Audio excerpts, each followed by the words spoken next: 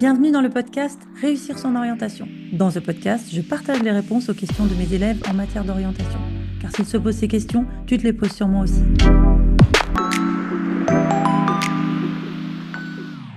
Le réseau aujourd'hui, c'est vraiment complètement incontournable. Et pas seulement quand tu es en train de chercher ton stage ou chercher ton premier emploi, mais vraiment quand tu es aussi en train de rechercher ton orientation.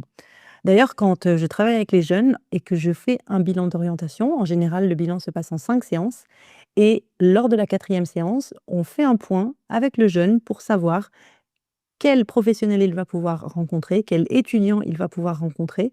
Et lors de la 5e séance, non seulement il est obligé, bon, je lui conseille de me faire le point sur les recherches, sur les formations que je lui ai proposées, mais je lui demande aussi de revenir avec les résultats d'une ou plusieurs enquêtes. Et c'est vraiment intéressant de voir que parfois, ces petites rencontres qu'ils ont pu faire lors de la recherche d'orientation, elles leur servent. L'année dernière, j'ai une jeune fille qui est rentrée dans une école d'ingénieur et qui a pu choisir une option grâce à la rencontre qu'elle a faite avec un jeune en cherchant son orientation. Et c'est une option aujourd'hui qui lui plaît. Et elle m'a dit, ben, franchement, j'aurais carrément pas choisi cette option si j'avais pas rencontré ce jeune garçon auparavant. Donc, c'est vraiment, il n'y a pas de doute. Le réseau, c'est important. Maintenant, une fois que je t'ai dit ça, c'est chouette. Mais tu vas me dire comment on fait pour faire du réseau. Et donc, c'est pour cela que j'ai contacté Émilie Corchia. Donc, Émilie Corchia, c'est la fondatrice d'une plateforme qui s'appelle My Job Classes. Et My Job Classes, c'est une plateforme justement qui met en relation gratuitement les professionnels avec les jeunes pour qu'ils puissent lui poser des questions. Donc Émilie, je l'ai interrogée, elle m'a expliqué pourquoi aujourd'hui et dans quelles conditions c'était important de faire du réseau et surtout, et c'est ça qui va t'intéresser, elle va nous dire concrètement comment on s'y prend pour faire du réseau quand on a l'impression justement qu'on n'a aucune personne dans son réseau. Alors n'hésite pas à me dire en commentaire évidemment si cet épisode t'a plu, me dire si toi aussi, tu as déjà un réseau, comment tu as fait pour créer ton réseau et si tu as des questions à poser à Émilie ou si tu as d'autres questions à me poser sur ce sujet, ben, tu me retrouves sur Instagram. Mon Instagram, c'est réussir son orientation et évidemment, je te réponds avec grand plaisir. Voilà, je te laisse avec Émilie. Bonjour Émilie, merci beaucoup d'avoir accepté mon invitation. Bah, voilà, au début, je vous ai contacté pour un sujet qui n'était pas celui dont on va parler, mais vous m'avez proposé de parler ce soir du réseau et je me suis dit: «Mais oui, en effet, le réseau, c'est un sujet que j'aborde quasiment lors de chaque séance, d'orientation que je fais, thème que j'aborde aussi beaucoup au lycée».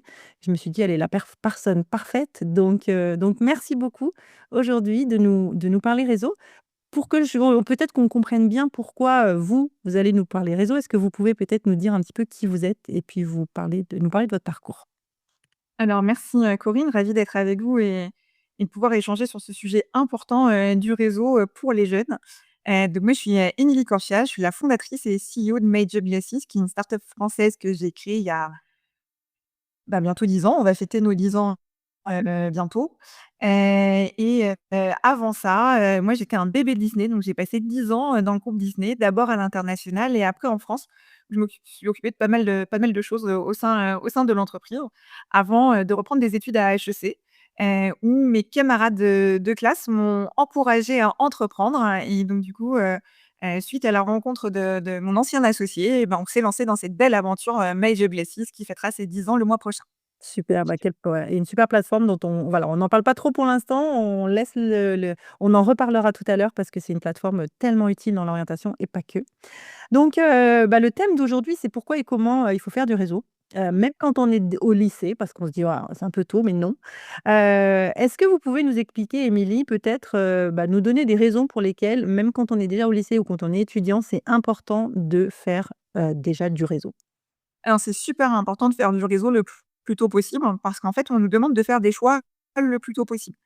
Donc, à 17-18 ans, on va vous demander, de répondre à des enjeux de Parcoursup et donc le jeune va devoir, déjà choisir. Alors il commence un petit peu plus tôt déjà à choisir des options Mmh. maintenant, dans le cadre de son bac, et après il y a Parcoursup qui est, l'ouverture vers l'enseignement, supérieur.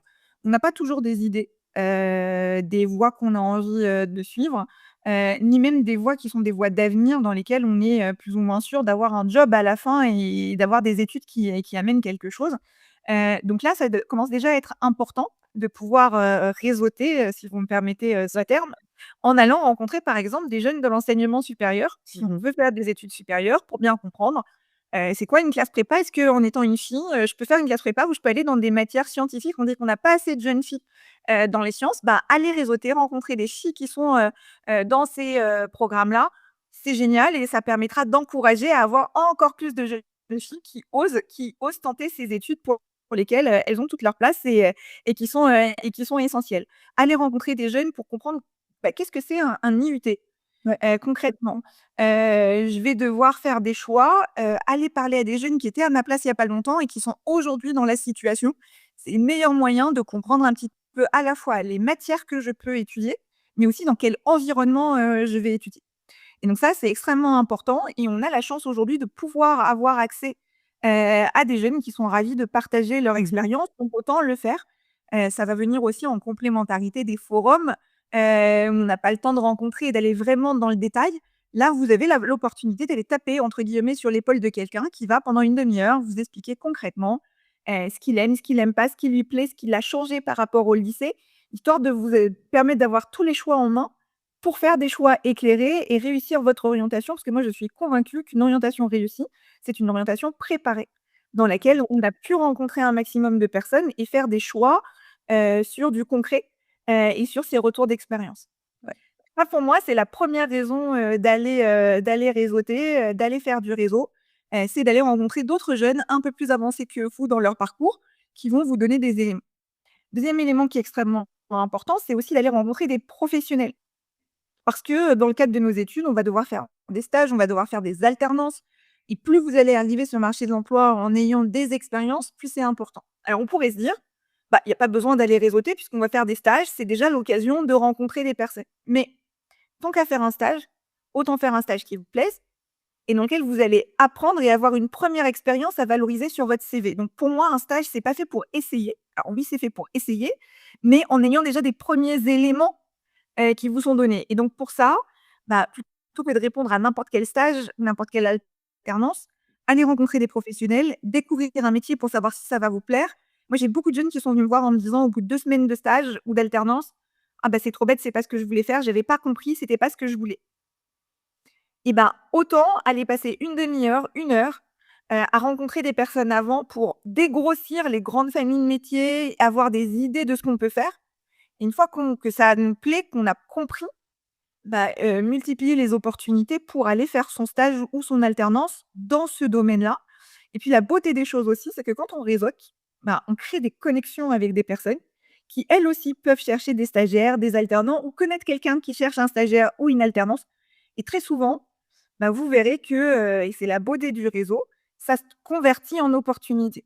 Donc au départ, on était juste sur de: je pose des questions, je m'intéresse, je découvre et puis à un moment donné de la conversation, ça switch et on enchaîne sur: «Ah bah, ça tombe bien parce que je cherche quelqu'un dans mon équipe. Ah bah, ça tombe bien parce que je vais être à la recherche d'un stage» et on sent un intérêt réciproque et vous pouvez avoir des opportunités. Et moi, je C'est ça. j'aime bien cette idée parce que je trouve que c'est parfois difficile d'aller de but en blanc en disant, «Bonjour, vous cherchez des stagiaires?» Donc ça, c'est pas simple. Par contre, de demander à quelqu'un: «Bonjour, je cherche à comprendre un métier, je cherche à comprendre un secteur, vous seriez d'accord pour m'en parler?» Mais sincèrement, d'accord? Pas parce qu'il y a une volonté de stage déguisée derrière. Et ben, je trouve que c'est plus facile pour aborder les gens parce que les gens, ils aiment bien parler d'eux et donc bon, bah, moi, je le vois pour le podcast, il y a personne qui m'a enfin, rarement on m'a dit: «Non, non, non, je veux pas du tout venir te parler pour les jeunes, ça arrive pas». Donc c'est une belle, une très belle entrée en matière pour pouvoir, bah, botter en touche et transformer en stage. Super idée. Et c'est la clé. C'est-à-dire que si vous faites du réseau en commençant par: «Bonjour, je cherche un stage», vous aurez personne qui vous ouvrira la porte parce qu'il faut vous mettre aussi à la place d'une personne qui a envie d'aider un jeune, de lui partager son expérience.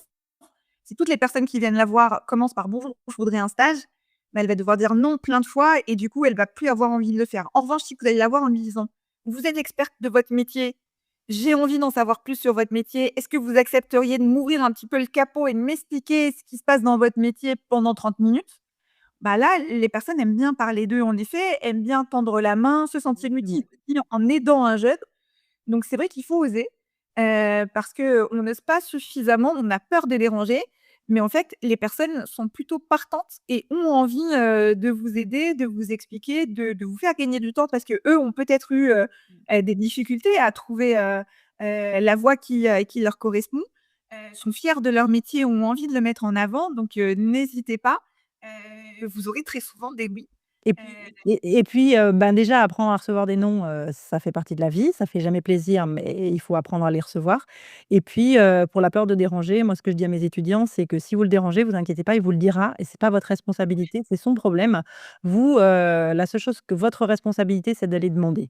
S'il dit non, c'est ben, il dit non, puis voilà, puis on en prend un autre et voilà, apprendre à recevoir des «non», c'est quand même, je crois aussi, j'ai beaucoup de jeunes là qui en enfin, quand pour mes stages là, quand ils recherchent un stage, ils reçoivent un «non» et après c'est, bah, c'est fini quoi et en fait, bah, non, c'est ça fait mal, mais on continue donc ouais, excellent, très bien. OK, donc bien comprendre ce qu'on va étudier, essayer de bien comprendre un métier, d'accord? Ça peut être aussi et puis peut-être pour plus tard avoir, des opportunités. Il y a d'autres raisons à votre avis, Émilie, qui font que Ouais. Grâce à ça, vous allez vous démarquer et ça, c'est extrêmement intéressant. C'est-à-dire que dans vos vœux Parcoursup, on va vous demander à un moment donné, de faire des lettres de motivation et donc du coup, si vous pouvez motiver sur la base, de connaissances en disant: «Bah, voilà, je postule à telle, licence», je dis n'importe quoi et puis j'ai rencontré 3 personnes qui font cette licence-là, j'ai vraiment compris ce que c'était, ça va m'aider dans mon projet, donc du coup, mon projet, il est sérieux. Tout de suite, vous allez faire la différence par rapport à quelqu'un qui, a une motivation très, très légère et ne sait pas trop quoi écrire à l'intérieur. De la même manière, si vous, voulez, trouver un stage dans un domaine particulier et que vous êtes allé rencontrer 3 professionnels de ce secteur, non seulement peut-être que dans le cadre de ces échanges, il va de lui-même vous proposer une opportunité, mais si toutefois il ne le faisait pas, demain vous allez être rassurant pour un recruteur. Parce que, par rapport aux autres personnes qui auront juste postulé par hasard, vous pourrez dire: «Bah, voilà, je postule dans ce secteur ou dans ce métier et d'ailleurs, j'ai déjà rencontré 3 professionnels qui travaillent dans telle entreprise et telle entreprise. Ils m'ont expliqué le métier, ils m'ont expliqué ce qui les intéressait particulièrement dans le métier et je me rends compte que ça et ça, c'est extrêmement intéressant aussi et donc du coup, j'aimerais profiter de l'opportunité que vous proposez dans votre entreprise pour mettre en application ce que j'ai vu, dans mes cours et ce qui m'a été raconté par ces professionnels». Bah, tout de suite, vous faites la différence par rapport à d'autres personnes, vous êtes rassurant, vous savez dans quoi vous engagez et donc point de vue recruteur, bah, il a envie de vous aider et il se dit, voilà, que vous êtes sérieux, que vous avez fait vos recherches, que, vous avez compris le métier et que ça vous plaît et qu'il y a pas de risque. Pour lui, en tout cas, il minimise ses risques, que dans 2 semaines, après une c'est début de parti. stage, vous alliez le voir en lui disant: «Ah non, c'était pas du tout ce que j'avais imaginé». Donc là, vous avez fait ce qu'il fallait et donc du coup, bah, ça passe au-dessus de la pile directement et on a envie, bah, de vous aider encore plus et de vous faire, rencontrer le manager et faire suivre le processus, plus tard. Donc vous mettez toutes les chances de votre côté. Super. OK, Émilie, je crois qu'on est convaincus, il faut faire du réseau. Très bien. Maintenant, comment on s'y prend quand on veut faire du réseau et qu'en fait, on est tout timide, élève de première ou de terminale et qu'on sait pas faire? Alors il y a plusieurs choses. Souvent on se dit: «J'ai pas de réseau» et ça c'est faux, parce qu'on a tous un réseau. Alors pas forcément dans le domaine qui nous intéresse et là on va trouver des solutions après. Mais il faut se rendre compte en fait que le réseau, il commence par les parents. Il commence par les amis, les parents des amis, de mes camarades de classe, et cetera et cetera. Donc j'ai forcément un réseau, plus ou moins étoffé. Donc je n'hésite pas à aller contacter ces personnes. Donc dans ma classe, il y a quelqu'un dont le père ou la mère fait un métier qui m'intéresse.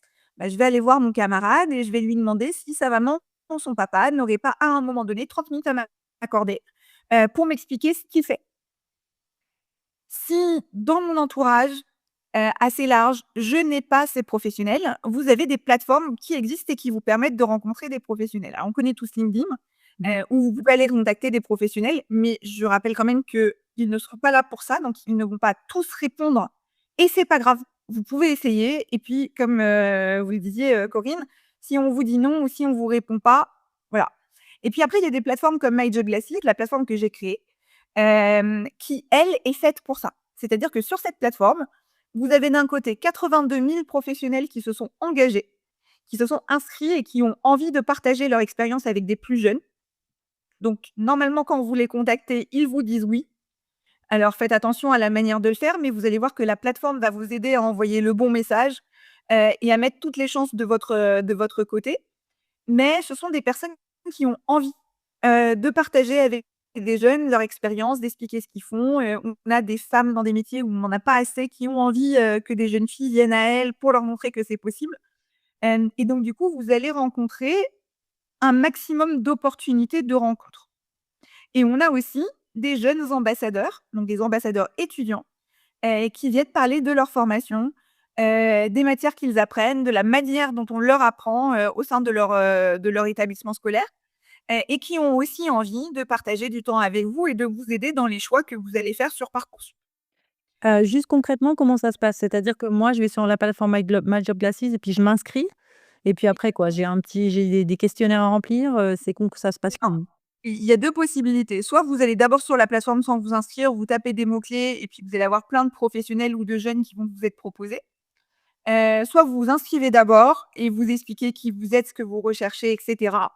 Et là, vous pourrez après avoir accès à plus d'éléments pour filtrer et pour vous donner des éléments. Et moi, ce que je vous invite toujours à regarder, c'est le taux de réponse du professionnel. Je sais, on l'a dit, c'est pas grave d'avoir un nom. N'empêche que, quand on est jeune et que c'est la Mmh. première fois qu'on y passe, c'est quand même plus simple si on a un oui. Oui. Donc nous, sur la plateforme, on a un taux très élevé, de réponse des professionnels et en fait, on a décidé d'être transparent et de vous afficher le taux de réponse et le temps de réponse de chaque professionnel. Ouais, super. De cette manière-là, privilégier les professionnels qui ont des taux de réponse à 100 qui répondent rapidement, ça va vous rassurer aussi et puis on va vous accompagner dans la manière d'écrire le message de cette manière-là. Donc on va vous dire: «Bah, présente-toi, explique où tu en es dans tes études et puis pourquoi c'est ce profil-là sur les 82 000 qui sont disponibles qui t'a intéressé». Donne des éléments, factuels aux professionnels sur tes attentes, sur ce que tu veux lui poser comme question, sur ce que tu veux savoir pour multiplier tes chances en fait que, bah, le professionnel ait une vision très claire de qui tu es, ce que tu recherches et donc du coup, bah, il va avoir encore plus envie de te dire oui et de te donner un rendez-vous. Et donc Et après, c'est des rendez-vous téléphoniques, ça se passe comment? soit téléphonique, soit en visio, OK. et ça dure entre une demi heure et 1 heure. C'est le professionnel qui, en fonction du message que vous allez lui envoyer, de là où vous en êtes dans votre réflexion, va vous dire: «Écoute, 30 minutes pour t'expliquer mon métier, ça va être suffisant. Donc on va faire une visio, tu vas venir avec des questions. My Job Glasses va t'aider à avoir quelques questions et à préparer ton entretien et puis tu vas aller à l'entretien et tu vas poser les questions au professionnel qui est bienveillant, content de te répondre. Et derrière, tu vas nous dire si ça t'a aidé à y voir plus clair, si tu es content et on va te proposer d'autres professionnels pour continuer ton parcours. Trop bien, Voilà. génial. Généralement, les jeunes nous disent: «Ah, mais en fait, les professionnels, c'est des gens normaux et bienveillants». Donc ça, c'est bien et puis, bah, derrière, on a, des points, on peut même avoir des certificats qu'on peut rajouter, sur son CV pour montrer justement qu'on a été dans cette démarche proactive, de rencontre avec des professionnels et donc on va venir valoriser un CV qui est parfois un peu, léger quand on est jeune, parce qu'on n'a pas énormément d'expérience, mais on va pouvoir aussi rassurer un futur recruteur, justement en montrant qu'on a été dans une démarche où on a été rencontrer des professionnels et cetera. Non, mais génial. Mais Sophie, alors j'ai bien compris qu'on sur la plateforme, on les rencontrait, qu'autour de nous, on a des plein de personnes à rencontrer. Mais moi, si je suis timide, enfin, je m'y prends comment? Je fais quoi? Tu est-ce que vous pouvez nous donner des conseils un petit peu plus pratiques? Alors déjà, le point important, c'est que l'outil va vous aider à bien envoyer le message et donc du coup à donner aussi de l'information aux professionnels pour qu'ils puissent vous aider. C'est-à-dire que, si, le professionnel sent que le jeune est un peu timide, même si normalement c'est le jeune qui anime le rendez-vous, bah, le professionnel comme il a aussi les éléments sur le jeune, il va pouvoir lui dire: «Bon alors j'ai compris de ton message que ce que tu attendais de moi c'était ça» et cetera et cetera. J'ai eu des retours moi de professionnels qui m'ont dit: «J'avais des jeunes qui étaient tous stressés, mais moi j'étais tout aussi stressée qu'eux, pour mon premier rendez-vous», donc du coup, on a eu un énorme fou rire, des 2 côtés, et puis, bah, voilà, ça a aidé à détendre un peu l'atmosphère aussi et puis à se lancer. Les éléments à savoir quand on est jeune, c'est que, vous avez des personnes qui ont envie de partager avec vous, donc vous ne les dérangez pas, donc allez-y. On va pouvoir vous donner aussi des questions, donc une des manières d'être rassuré, c'est peut-être de préparer bien son rendez-vous à l'avance, d'avoir un petit cahier avec soi dans laquelle on a réfléchi. Donc sur la plateforme, vous allez aussi avoir des éléments de profil de l'ambassadeur, donc il va vous raconter un petit peu son métier, ce qu'il fait, depuis quand, son parcours. Tout ça, ça va vous permettre de préparer des questions, et donc du coup, n'hésitez pas à sortir votre cahier et à dire: «Bah, voilà, alors attendez, je suis un peu stressée», c'est pas grave, vous pouvez le dire. Oui, oui. J'ai préparé des questions en amont. Est-ce que ça vous embête si j'ouvre mon cahier et que, je vous pose des questions? Donc ils vont dire non, au contraire, et ils apprécieront même que vous Ouais. ayez, préparé. Et donc du coup, n'hésitez pas à lire les questions. Moi, ce que je recommande quand même, c'est partir du principe que le professionnel, c'est quelqu'un de normal comme vous et moi. Donc ne vous en faites pas tout un sujet et ne passez pas votre temps uniquement sur votre cahier à lire des questions les unes après les autres de manière un peu automatisée parce que ça va un peu casser, le lien et le fait que ce soit un échange, naturel. Il y a rien en jeu. Votre vie n'est pas en jeu là, c'est pas un entretien d'embauche. Vous n'allez pas avoir un non à la fin de l'entretien. Vous avez déjà eu un oui. Il est là face à vous, donc ça va bien se passer. Donc les questions, elles sont là pour, qu'il y ait pas de blanc et que vous soyez pas stressé. Mais lancez la première question en regardant votre cahier et puis après écoutez la réponse du professionnel et rebondissez sur ce qu'il vous dit. Normalement, les 2 premières questions, c'est bien de les lire sur son cahier, mais après, ça va venir naturellement. Le professionnel va vous raconter, son parcours, ses missions. Bah, normalement, ça vous permet de rebondir. Moi, je dis qu'il y a toujours 3 questions extrêmement importantes que j'invite chaque jeune à poser, à un professionnel, c'est: qu'est-ce qui vous plaît particulièrement dans vos missions? Dans ce que vous faites au quotidien? C'est quoi qui fait que tous les matins, vous vous dites: «J'ai envie d'aller, faire ce métier, je suis content de faire ce métier»? Qu'est-ce qui est plus difficile dans votre métier? Parce que c'est important aussi qu'on comprenne quand on est jeune que dans un métier, bah, on s'amuse pas toute la journée et on fait pas que des choses qui nous passionnent. Il y a des choses qui nous passionnent, bien sûr et heureusement, mais il y a aussi des choses qui sont moins agréables. Et ça, moi, je trouve que c'est toujours important quand on découvre un métier, d'avoir à la fois les points super positifs, mais aussi les points plus négatifs. Parce que si demain on prend un stage dans ce domaine-là ou un job, ben, on ne sera pas surpris qu'il y ait aussi ces côtés plus négatifs. Et enfin, alors moi, j'aime pas parler de journée type parce que généralement, quand vous dites à un professionnel, «Parlez-moi de votre journée, est-ce que vous avez une journée type?» Il va vous dire: «Bah non, il y a pas de journée type». Mais n'hésitez pas à lui dire: «Est-ce qu'on peut revenir sur votre journée d'hier? Super. Est-ce que vous pouvez m'expliquer ce que vous avez fait hier? Est-ce que vous étiez toute la journée au bureau? Est-ce que vous êtes sortis? Est-ce que vous avez eu des rendez-vous? Est-ce que vous avez vu votre équipe?» Si vous reprenez votre agenda et que vous me parlez de votre journée d'hier, concrètement, qu'est-ce que vous avez fait hier pour que je puisse me projeter? Avec ces 3 questions, normalement, si vous écoutez le professionnel, vous avez suffisamment d'éléments pour rebondir, pour échanger, pour aller au bout de votre curiosité finalement et en apprendre plus sur son métier. Et si vous avez été dans cet état d'esprit-là, un, vous serez super fier de vous, quand vous raccrocherez à la fin du rendez-vous, parce que vous direz: «Je l'ai fait». 2, vous allez voir que ces différents échanges vont faire que vous vous sentez plus à l'aise à l'oral, parce que vous allez prendre l'habitude de parler avec des professionnels et donc du coup, demain, quand vous allez faire un entretien pour un stage ou pour une alternance ou pour un emploi, bah, vous serez plus à l'aise parce que ce sera pas tellement différent des fois où vous étiez, entraîné, dans votre démarche réseau. Et 3, bah, vous allez aussi renvoyer, le fait que, bah, au fur et à mesure, on n'est pas, en sachant super bien faire des entretiens réseau, ça s'apprend au fur et à mesure. Donc plus vous allez en faire, plus quand vous allez arriver sur un moment où vous recherchez un emploi, un stage, une alternance, plus vous allez être à l'aise Ouais. et même avant ça, dans vos échanges réseau, à un moment donné, le lien va se faire et quelqu'un va vous dire: «Mais attends, en fait, ça m'intéresse, moi aussi, je cherche un stagiaire». Donc, plus vous allez faire de rendez-vous, plus vous allez être à l'aise et plus à un moment donné, ça va se faire tout seul et les opportunités vont arriver. Mais tellement vrai. Et au début, c'est vraiment pas agréable et c'est normal. Mais voilà. Quand on connaît pas, la première fois qu'on fait quelque chose, J'aurais bah, pas le mot. on est pas expert Non, et puis au fur et à mesure, mais vous allez voir, les gens sont bienveillants, les gens sont encourageants, les gens ont envie de vous aider. mais oui. Allez vous laisser porter et puis au fur et à mesure, vous allez être de plus en plus fiers de vous et de ce que vous faites et puis ça va le faire et la clé, c'est oser. Oser y aller, Ouais. oser se lancer la première fois et puis en faire et en faire et en refaire. Émilie, moi, je garde, mais précieusement la question, «Donnez-moi votre journée d'hier» parce que ce que je le vois quand j'en fais des podcasts avec des pros, pour eux, ils sont tellement dans leur truc que ça leur paraît une évidence, donc ils parlent avec des mots, avec des espèces de missions hyper générales.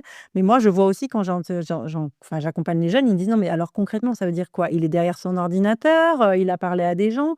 Et pour les professionnels, ça leur vient pas à l'esprit toujours que pour un jeune, il faut rentrer dans ce niveau de détail-là. Et pourtant, c'est vraiment ce qu'ils veulent savoir. Et donc je pense que c'est aussi, faciliter le travail du pro que de lui donner ces questions, qui sont assez, pour lui, une évidence, mais pour le jeune, pas du tout. Donc je note et je rajoute. Pour peut-être vous dire, alors la journée d'hier, c'est vraiment pas la bonne journée parce que Voilà, c'est exceptionnel, mais par contre, je vais te donner, jeudi dernier, voilà ce que j'ai exactement, fait. Donc exactement. du coup, ça permet de comprendre l'attente du jeune Ouais, et d'expliquer au professionnel la maille à laquelle il va devoir descendre pour expliquer c'est concrètement ça.